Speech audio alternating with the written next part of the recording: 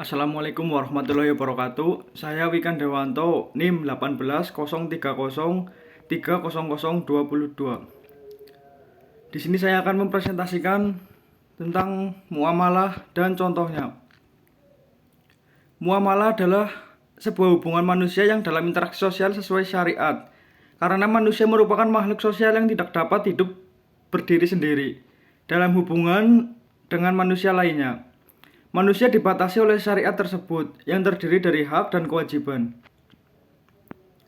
Contoh dari muamalah: salam atau salaf adalah jual beli barang yang ditunda dan masih dalam tanggungan dengan bayaran yang didahulukan sedangkan barangnya masih ghaib atau belum ada, sehingga disebut juga sebagai bai'ul mahawij. Pembeli disebut musalim, penjual disebut musalam ilaih, barang yang dijual disebut musalam fi'ih, sedangkan uangnya disebut ra'asu ma'alis salam. Jual beli diperbolehkan dan sesuai syariat. Sebagaimana boleh ditunda pembayaran dalam jual beli, maka boleh ditunda juga barangnya dalam salam ini. Dalam salam harus ditentukan waktu barang diberikan, namun tidak disyariatkan barang yang sudah disalam sudah dimiliki oleh penjual. Contoh salam: seseorang yang membeli buah duku kepada petani, orang tersebut membayar petani terlebih dahulu untuk keperluan perawatan. Lalu pembeli akan mendapatkan buah duku itu setelah petani panen sesuai kesepakatan. Dalil tentang salam, QS Al-Baqarah ayat 282. Hai orang-orang yang beriman, apabila kamu bermuamalah tidak secara tunai untuk waktu yang ditentukan, hendaklah kamu menuliskannya. Hadis oleh Abdullah bin Abbas. Saya bersaksi bahwa jual beli as-salaf yang terjamin hingga tempo yang ditentukan telah dihafalkan dan diizinkan oleh Allah dalam Al-Quran.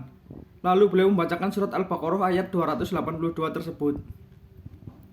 Yang kedua ada musaqah. Al-musaqah berasal dari kata as-saqo. Diberikan nama ini karena pepohonan penduduk Hijaz amat membutuhkan saki atau penyiraman dari sumur-sumur, sehingga diberi nama musaqah, penyiraman atau pengairan. Musaqah adalah penyerahan pohon tertentu kepada orang yang menyiraminya dan menjanjikannya. Bila sampai buah pohon matang, dia akan diberi imbalan buah dalam jumlah tertentu. Biaya dalam perawatan dibagi dua, sedangkan hasilnya dibagi berdasarkan kesepakatan atau ditambah pada saat panen. Masa kerja pekerja juga harus ditentukan pada saat akad. Musaqah diberikan manfaat diantaranya menciptakan hubungan saling memberi manfaat dan menghilangkan kemiskinan.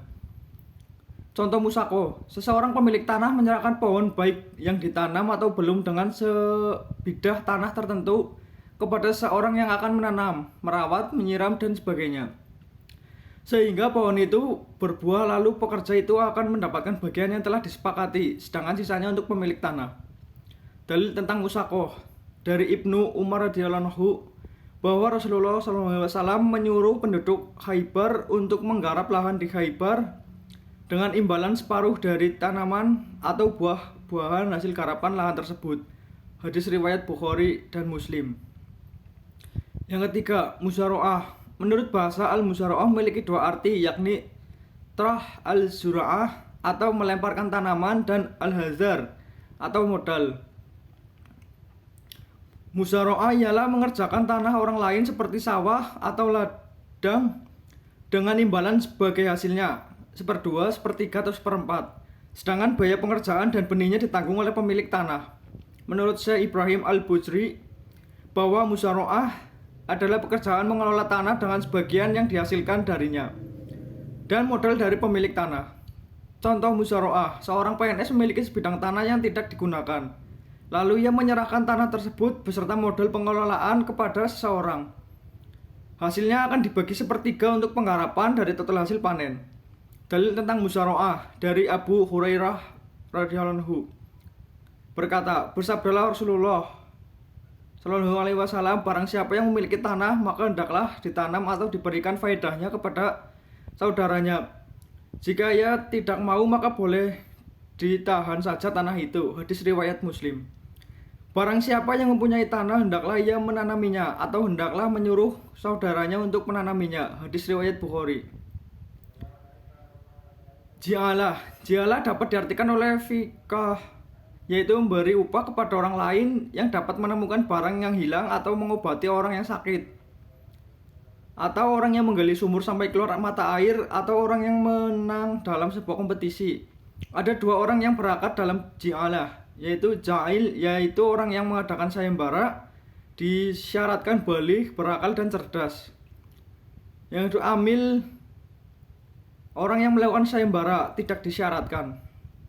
Contoh ji'alah, seorang pengusaha yang kehilangan koper yang berisi berkas penting ketika ia berada di stasiun kereta. Kemungkinan ia kelupaan menaruh koper karena terburu-buru. Kemudian ia mengumumkan siapa saja yang menemukan koper tersebut akan diberi hadiah tertentu. Dalil tentang ji'alah, QS Yusuf ayat 72. Penyeru itu berkata, kami kehilangan piala raja dan siapa yang dapat mengembalikannya akan memperoleh bahan makanan seberat beban unta dan aku akan menjamin terhadapnya. Hadis riwayat Bukhari. Sabda Nabi SAW kepada para sahabat yang mendapatkan ji'alah berupa sekawan kambing karena mengobati orang yang tersengat, ambillah ji'alah atau upah dan berikan aku satu bagian bersama kalian.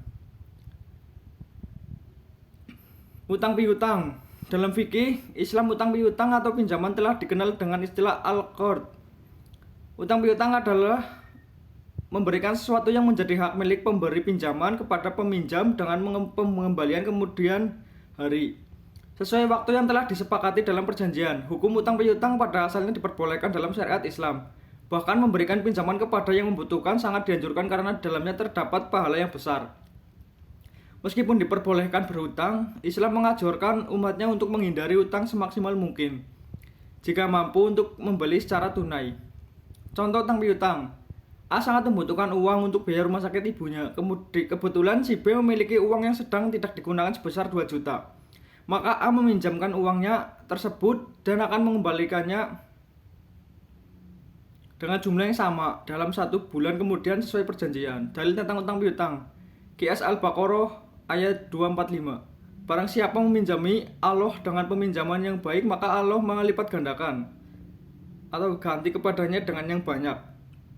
Allah menahan dan melapangkan rezekinya, dan kepadanya lah kamu dikembalikan. Sekian presentasi dari saya. Apabila ada kesalahan, mohon maaf sebesar-besarnya. Wassalamualaikum warahmatullahi wabarakatuh.